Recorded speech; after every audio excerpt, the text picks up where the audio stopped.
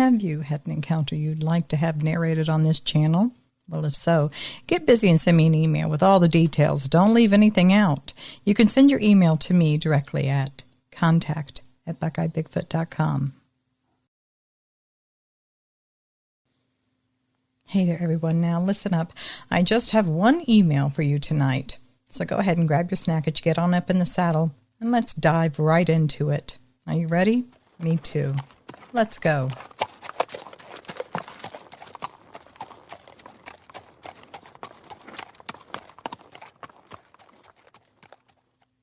I have had 2 incidents at my favorite fishing hole, and I'm pretty sure both times it was Bigfoot.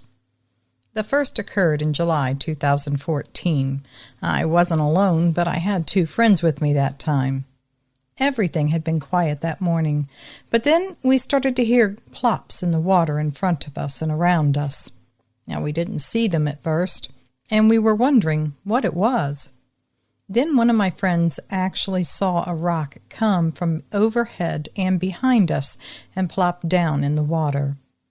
We looked behind us, but we didn't see anything. Then it stopped for a while. It was totally quiet, so we went on fishing. We thought maybe it was some kid, or more likely, some other guy who wanted that spot to fish, and they were trying to get us to move on.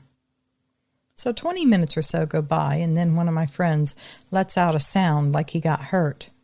He had been hit by a rock on his back, not a small one either. We all got up and went over to the trees where the rocks had been coming from. We wanted to go have a talk with whoever was throwing the rocks.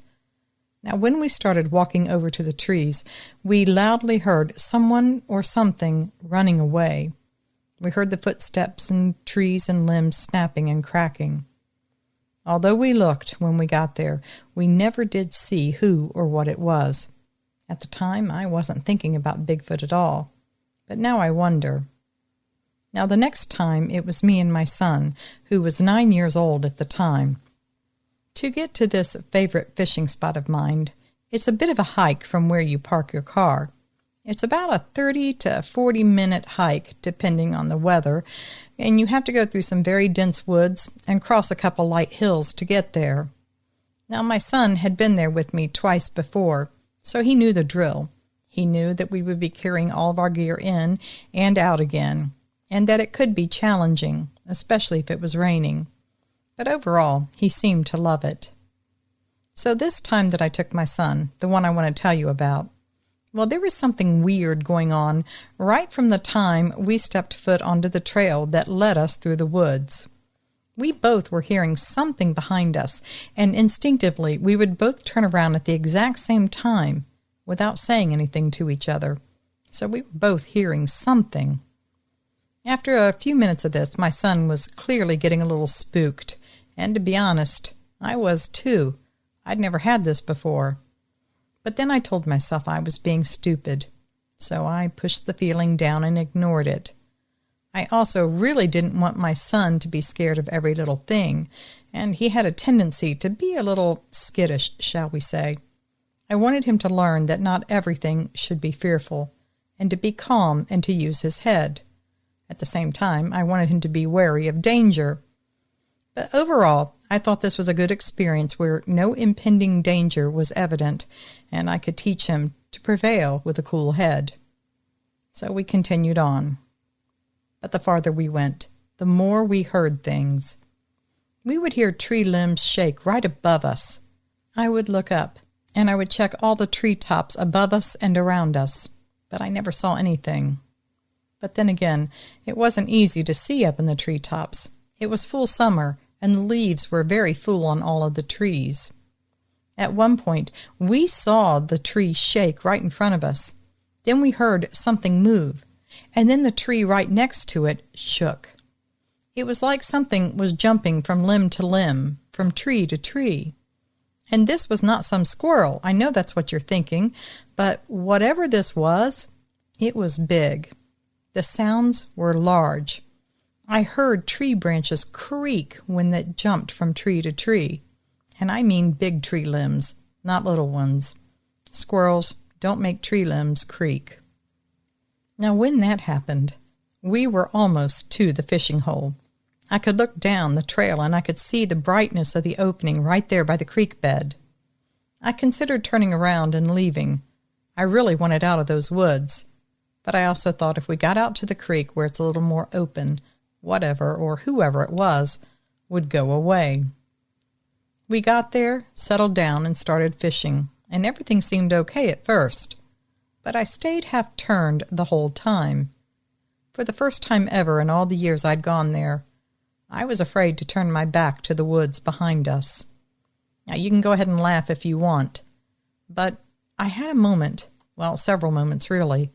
I kept thinking about that movie, Predator, the one with Arnold Schwarzenegger in it, and I thought about how the creature, the predator, would hang out in the trees, and it was cloaked or invisible. Now, later on, I came to think about this even more, but we'll get there. Now, throughout that day, I noticed time and again that my son was staring at a particular spot down the bank from us. He was constantly turning his head and looking. Finally, I asked him, "What are you looking at?" He looked at me deadpan and said, "The shaggy man." I was shocked. I looked over. There was nothing there. I didn't see a thing. So I asked him again, thinking maybe I didn't hear him right. He said, "There's a shaggy man right there." Then he asked, "Don't you see him?" My kid was dead serious. I said, "No, I don't see a shaggy man. What do you mean by a shaggy man?" My son looked at me like I was pulling his leg, or maybe I was just stupid. He said, "He's right there, Dad," and he pointed again to where he had been looking. I looked again where he was pointing, and I looked hard, but I swear to you, there was nothing there. It was just a rocky creek bed. And I knew my kid wasn't lying. You know, some kids are great at lying. My son, when he was young, was clumsy when he lied, and he just couldn't ever get it right when he tried to lie. You know what I mean? He always messed it up. Now, this wasn't that. He was deadpan, and he was serious. So I looked at my son very seriously. I wanted to go along with this, and I asked him, "How long has the shaggy man you're seeing, how long has he been there?" My son looked at me surprised. He said, "Well, as long as we've been here, all day. He followed us out of the woods," he said. You really could have knocked me over with a feather. I looked again, and I swear to you by all that is holy, there was nothing there. But then, at the same time, I had a scalp-crawling feeling that was getting stronger and stronger. I was pretty sure my kid wasn't lying, but I also didn't see his truth out there either. And if he was being truthful, well, that scared the crap out of me, because that meant there was something called a shaggy man right over there. I asked him why hadn't he said something to me before. I was a little annoyed with him and a little angry. But he just looked at me dead in the eye and said, "Well, because he's been right there all day, Dad. I didn't have to tell you the trees were there, did I?" Again, knocked me over with a feather. I told my son, "There's no one there." He became angry and insistent, and he said there absolutely was someone over there, right there by those rocks. Now, when a kid's willing to fight his dad on something that insistently, at least my kid when he was that age, he was pretty sure he was right. Otherwise, I knew my kid. He'd back down in a second. Now, the rocks that he was mentioning and pointing to looked like someone once upon a time had tried to do one of those big rock stacks and it had tumbled down. This was maybe 50 or 60 feet from where we were. To say that I was startled doesn't cover it. Then I realized the longer I stared at that spot, the more I could almost make out a shape. Then it would shimmer and go away again. I felt my scalp crawl all over. Heck, I think my skin was crawling all over. I suddenly did not feel safe there, so I told my son quietly to pack it all up. I think it's time we were leaving. I didn't want to alarm my son, so I tried not to let on that I was scared, and the fact is, I kind of was. I was very aware of the 9mm pistol that I had in a Velcro pocket on my vest, and as soon as we were packed up, I got my pistol out before we headed into the woods. My son noticed it, and he told me that the shaggy man wouldn't hurt us. I said, "How do you know that?" My son kind of shrugged and he said, well, he didn't know for sure, but he said that mostly because he had been looking at our fish on the stringer the whole time we were there, and that he seemed more interested in our fish than us. That kind of shocked me too. I didn't like anything I was hearing. So I hustled us through those woods, the whole time listening for any noise. But nothing happened, and we made it home just fine. Now, talking to my son on the way home and getting more detail about the shaggy man he saw, I was already coming to the notion that he had seen some kind of a Bigfoot or Sasquatch. But I didn't know about any that weren't visible to everyone. The next day, we sat down at the computer. And by the way, this is way back in the days of Netscape for a browser, and we were on AOL dial-up, so that takes us back a few years. It also tells you the amount of information that was out there back then, 25 years ago or so, was a lot less than today. In fact, most of the pictures that we found online at that time, well, they were either clearly ridiculous fakes, strange drawings, or something like that. They just didn't look real. But then again, the Patterson film was out there, and we did find still pictures of that. Now, when the stills from that video came up in a search, my son got excited and immediately pointed to it. He insisted that none of the other photos that we had seen came close. Now, this all occurred in upstate New York, 1998. There are some further things my son said about this shaggy man. That his face was large, and his eyes were wide apart, and they looked very dark. That his nose was large, although like ours, just flattened a little bit. He also had hair all over his face, everywhere that is, except for his lips, which looked stretched and pulled tight, he said. And when the shaggy man was standing, he said, it was a little taller than me. His dad, he meant. Now, I'm about 5'10", so it was just over 6 feet tall, as best as I can guess. The other thing he said were the legs were very fat. Now, he called them fat, but when I broke it down with him what he meant by that, he just meant they were real thick and heavily muscled. He said that also about the arms and the main body, too. He said it had a football player's neck, meaning no neck at all. Now, when I think about these two incidents that occurred, I am convinced that they were both a type of a Sasquatch, though maybe not the same one or the same kind. My son is an adult now, and when I recently asked him a few weeks ago about this incident, he looked a little surprised. He had forgotten it over the years, but when I mentioned it, he remembered, and he sat down and he told me everything exactly the same as he had way back when. Nothing had changed in his memory. Now, he's married with his own 2 children, so if it was something that he had made up as a kid, I just don't think that he would have kept up that lie until now. Do you? I have also read reports where people say that Sasquatch can cloak itself or go invisible. But why my son could see it and I couldn't, that's something I just don't understand. To my son, it was not in the least invisible or wavering in any way. He saw it as solidly as the trees behind it. I have gone back to that fishing hole. In fact, I went back just the next year, but that time I took my brother and my 2 friends. I had told all of them about this shaggy man that my son saw.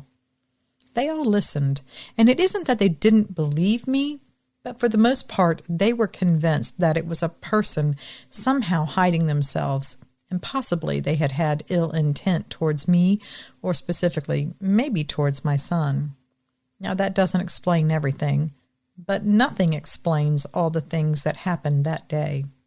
And no, the time we went, there was no shaggy man. There were no sounds of being followed, and nothing happened the day that we were there. But at the same time, the whole time we were there, I was very much on edge. I felt that scalp-crawling sensation again, because I was feeling the atmosphere of some kind of something that said something was nearby. I know that's vague and doesn't explain it, but that's how vague it felt. There was a vague impending warning in my head, and I didn't like it. All day I wanted to bolt and get out of there. But my brother and my 2 friends were completely relaxed, and I felt a little safer in their company. If I have to tell you the truth, my brother and both of my friends are what you might call very manly, and they're far more capable and masculine than me. My friend Anthony in particular, he's a combat veteran. It's hard to make him jump. He also has a very good what he calls perimeter sensory. I don't know any other way to describe it, but that's what he calls it. It means he's the first one to usually know if we're about to get in a bar fight when we're out one night. And yeah, that's happened. He's also the first to know if a bear's about to walk in on us. He usually knows when trouble is in the air. He calls it his 6th sense. It's perimeter sensory. But that whole day, Anthony was completely relaxed and cool as a cucumber there on the banks of the creek. So after that day, I decided I didn't ever want to go back to that location. There's something very wrong there, up there in upstate New York.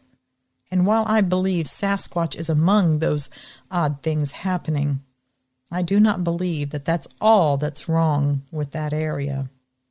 I just can't put the pieces together to understand what it is or what's happened. Maybe someone listening can. Thank you. Signed, Grady W. All right, Grady, thanks for that. That was a really riveting story for me. You know, it's not the first encounter that someone has sent in about a cloaking or invisible Bigfoot, but I don't get them very often. So tell me, folks, you're my Sasquatch. You tell me, what do you make of all this? All right, my Sasquatch. Well, I think that's going to call it for tonight. It wasn't as long as I like to make them, but we'll be right back again in just a few days, heading straight down into Sasquatch Valley. But until then, I need you to always remember, absence of proof is not proof of absence. Thanks for listening.